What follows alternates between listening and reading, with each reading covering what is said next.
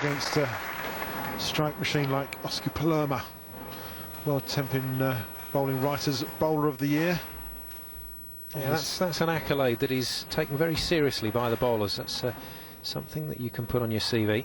Yeah, it's the bowling journalists around the world vote for their top man and lady player throughout the season, and they get an award at the end of the year. And as you say, it looks good on your CV. Palermaa then into double figures already across the 2 games.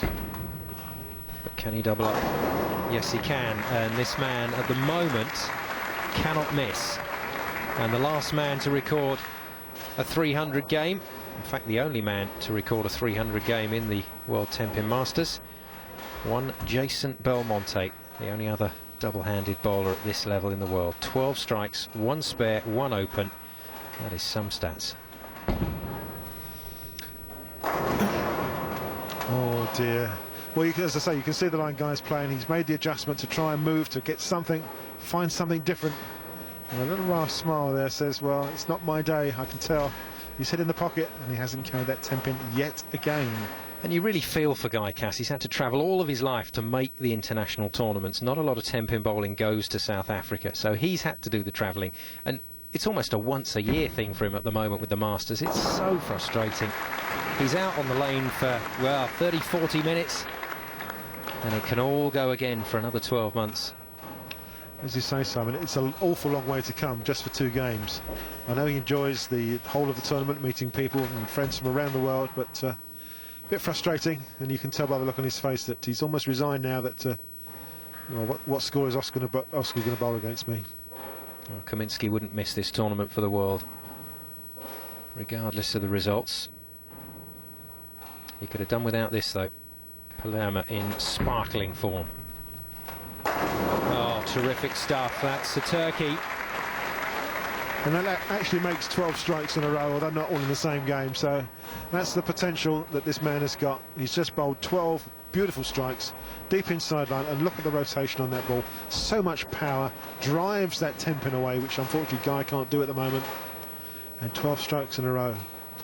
Okay, now Guy obviously is looking for something different. He's changed ball now. Got it this time. Yeah. It's probably borrowed one of Osku's balls. A sympathetic cheer and round of applause from the crowd because he's managed to dig that Tenpin out. No doubt he'll be staying with that ball again, but just a little, well, what sort of smile is that he's got on his face? Resigned. Resigned, I'd say. Well, these fans in Barnsley know their bowling, they love their bowlers, and they love this man, Guy Caminsky. Sporting round of applause for Camo, enjoying it as ever.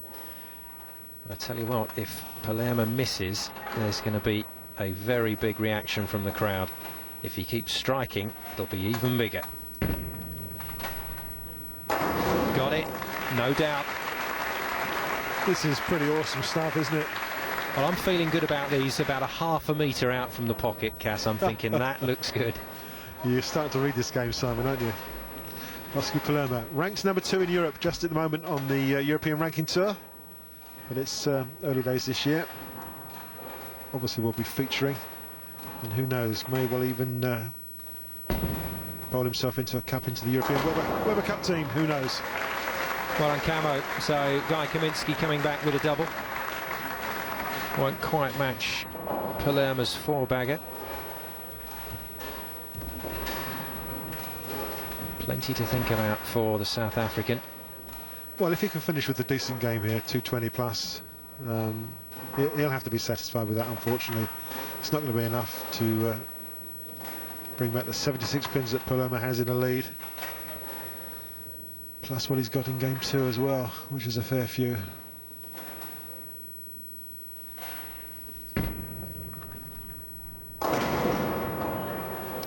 Oh dear.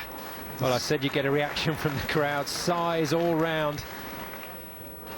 And I thought he was going to be halfway there. Millimetres away.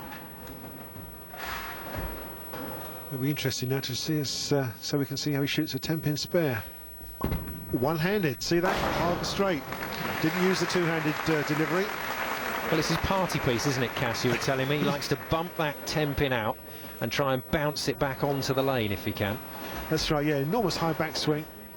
broken wrist, just wraps that ball down the lane as hard as he can, and you'll be surprised the number of times that he can bounce those single pins back this side of the sweep, and they come skidding back up the lane towards you. My dad used to put 10 pins up for me, and I was about 4 or 5 years old, and he wouldn't put the reset all 10 until all 10 were knocked down. So I could spend very good 2 or 3 hours trying to knock down just 10 pins. So that's basically what got me hooked, was trying to knock down all 10 pins with one ball. I've always enjoyed the individual aspect of sport, really, so I can rely on myself rather than others, and for soccer to pass the ball to me. And I love the challenge of it.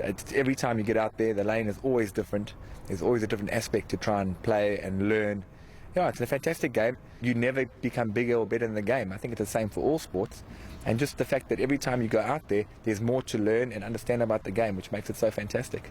Being the national champion back home now for the last, I don't know, 7 or 8 years, and just recently winning 10 years of service, which is a great honour for me back home. I really appreciate that award. And then obviously the World Cups, making qualifying third in the World Cup in 2001 was a big highlight, and then making the World Cup for the last 5 years, and then obviously the World Masters, getting invited here and giving bowlers recognition from all over the world. I really appreciate it. Caminsky then working a double. This is getting a bit like a golf tournament. Somebody shouting what sounded like get in the hole. 3 strikes in a row for Guy Caminsky. How about that? Change of ball, change of line, and it's working for him. Unfortunately, this is only a 2-game tournament. A very short format. Quick sudden death. Well, those 2 opens have really hurt Caminsky. Yes, unlike darts, 180 is not a good score in this game. I just thought of that. Palermaa then. Can't keep the pressure on as much as he would like. The 10-pin wavers. Kaminsky's just had a turkey. Well, he would turn around and say, I actually hit the 10-pin, didn't he? He got the head pin messenger came flying across and just taps it. But certainly not enough to get it over. And here we go with this spare again. Just the one-handed delivery. Got some fingers in the ball, hard and fast. Well, anyone with shoulder problems, look away now, because he really does flex that arm, doesn't he? Yes, I wonder if he'll be having a few tendon problems later in life. Certainly hope not. But he certainly put some power into it, doesn't he? 2 spares then for Palermaa. And 3 strikes in a row for Caminsky, looking for the 4-bagger. He demolishes that spare. Here comes Kaminsky's ball, and it's good. The crowd like it. Now, this is when you start to think, maybe, just maybe. But he's got to rely on Palermaa leaving a pretty hefty open frame, and I would imagine 2 of them, Cass. And he's got to keep striking. As it stands, there's 85 pins difference.